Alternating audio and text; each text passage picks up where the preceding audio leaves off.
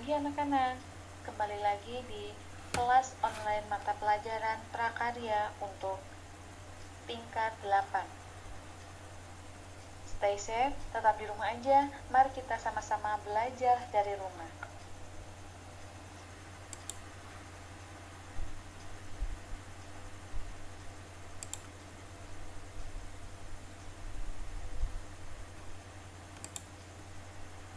Prakarya di kelas 8 terdiri dari 5 bab.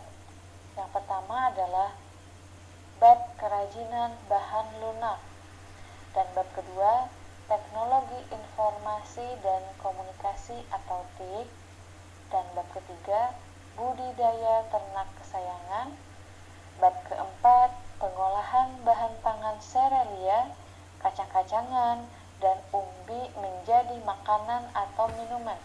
Dan yang terakhir yaitu bab kelima, pengolahan bahan pangan serealia, kacang-kacangan, dan umbi menjadi produk pangan setengah jadi.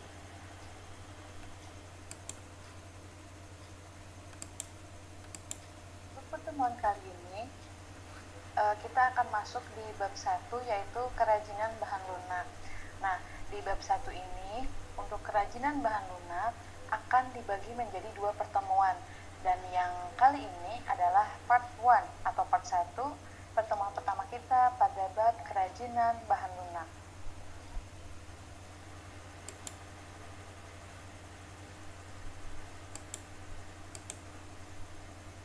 Kerajinan bahan lunak, pada prakteknya, kerajinan dibuat dengan mempertimbangkan wilayah kerja dengan beberapa prinsip sebagai berikut.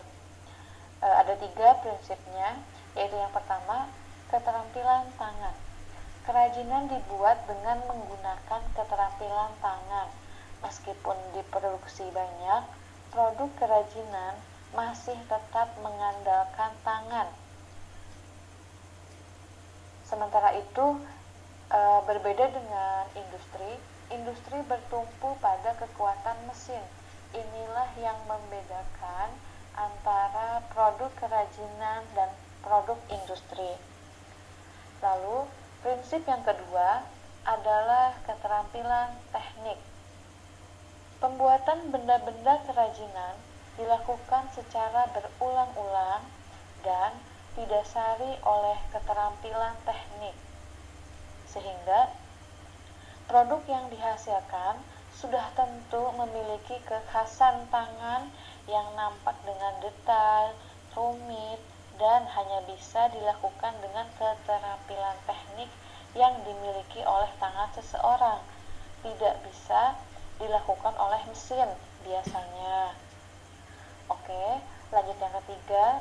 Prinsip yang ketiga adalah kedaerahan atau tradisional. Kerajinan merupakan benda-benda yang mempunyai nilai guna, praktis, bersifat universal, dibuat dengan keterampilan teknik tangan, namun masih dipengaruhi oleh adat istiadat setempat.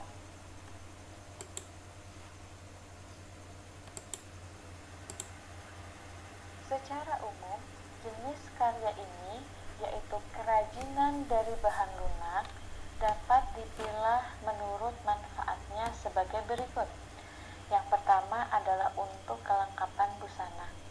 Produk kerajinan bahan lunak dibuat dengan mempertimbangkan produk tersebut dapat mempercantik diri dalam menggunakan busananya.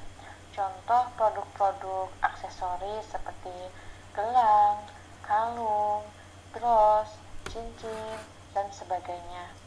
Berikut Ibu sampaikan juga contoh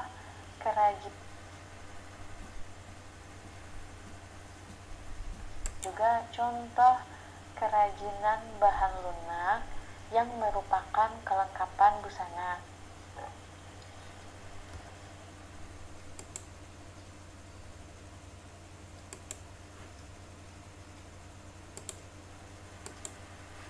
Yang kedua adalah kelengkapan suatu benda. Kerajinan bahan lunak yang difungsikan sebagai kelengkapan suatu benda. Sebagai contoh, kotak tisu yang dilengkapi dengan hiasan keramik pada bagian muka. Jika kotak tisu sudah tidak terpakai, keramik dapat dilepas dan dipasangkan pada kotak tisu lainnya. Nah, contohnya Ibu lampirkan contoh kerajinan keramik sebagai kelengkapan suatu benda kotak tisu yang berhias keramik.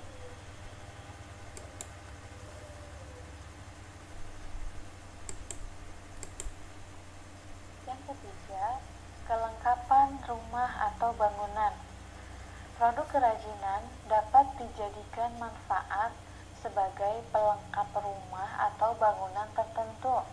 Contohnya, air mancur berbentuk kodok di taman rumah. Seperti apa? Nah, berikut Ibu lampirkan contoh kerajinan keramik sebagai kelengkapan taman rumah yang berbentuk kodok.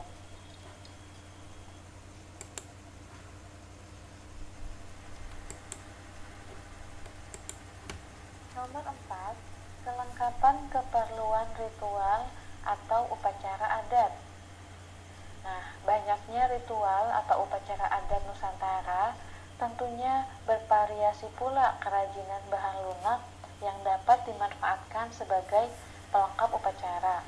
Contohnya lilin. Lilin banyak digunakan untuk berbagai acara, ritual, dan pesta adat. Bagaimana contohnya? Berikut Ibu lampirkan contoh kerajinan lilin sebagai kelengkapan ritual atau upacara adat.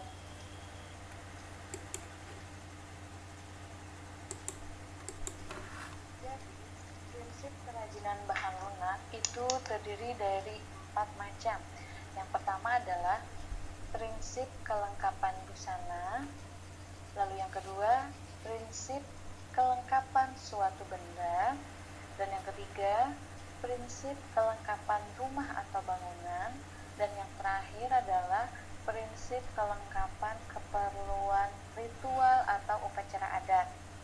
Nah, berdasarkan prinsip kebermanfaatan tersebut, maka kerajinan bahan lunak dapat dikategorikan sebagai produk-produk berikut ini.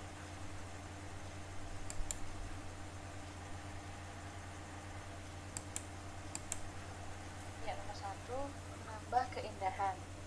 Keberadaan kerajinan bahan lunak dapat memperindah penampilan. Seperti contoh yang sudah Ibu lampirkan, ada hasil kerajinan yang berbentuk kalung. Jadi, kalau kalungnya dipakai itu dapat menambah keindahan dari penampilan kita. Lalu yang kedua, memberi penekanan atau kekhasan pada suatu benda. Jika diberi kerajinan bahan lunak, maka sesuatu akan terkesan khas. Contohnya, seperti yang sudah Ibu lampirkan juga. Tadi kita melihat ada contoh hasil kerajinan bahan lunak itu kemasan yang diberi hiasan keramik. Nah, ketika orang melihat hiasan keramik, orang pasti menilainya lain, oh ini keramik. Beda kalau hiasannya hanya mungkin buatan dari plastik atau kertas, beda. Tapi kalau sudah hiasannya dari keramik, itu ada kekhasan tertentu dari hasil kerajinan tersebut. Lalu yang ketiga, menjadi persyaratan pemakaian. Nah, kerajinan bahan lunak merupakan persyaratan untuk dipakai. Jika tidak digunakan, maka tidak berarti apa-apa. Contohnya, ketika tadi kita melihat ada contoh kalung. Kalung kalau dipakai dapat menambah keindahan dari penampilan kita. Tapi kalau kalung hanya disimpan, hanya kita simpan di atas meja seperti itu tidak berarti apa-apa, hanya kalung saja. Menambah keindahan juga enggak, memperindah penampilan juga enggak. Itu hanya kalung yang tidak berarti apa-apa, hanya ya kalung aja kayak gitu.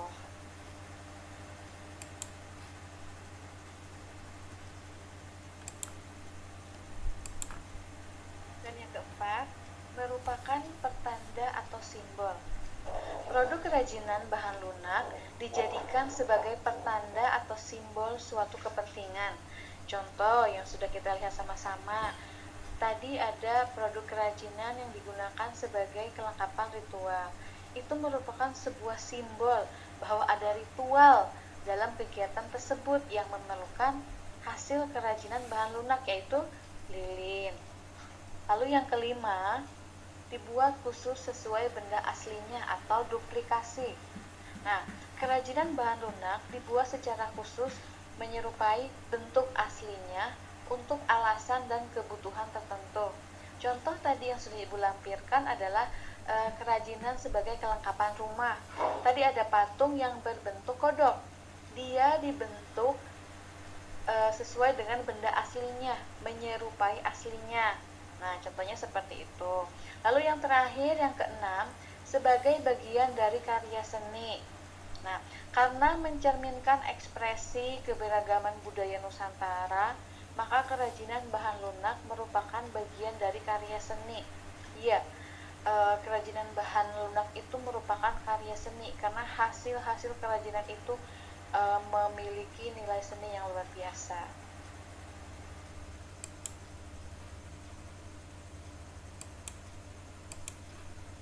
Sekian untuk pertemuan kali ini.